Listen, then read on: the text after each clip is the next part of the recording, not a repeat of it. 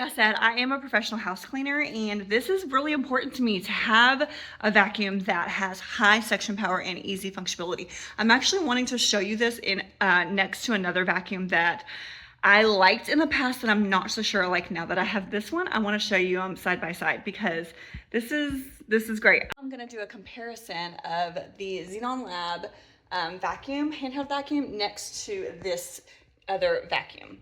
So showing, let's see, this pile of dirt here. This will be on setting 1.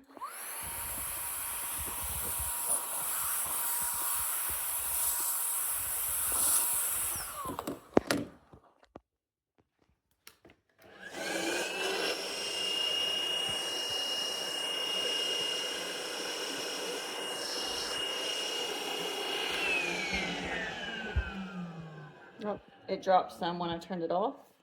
I'm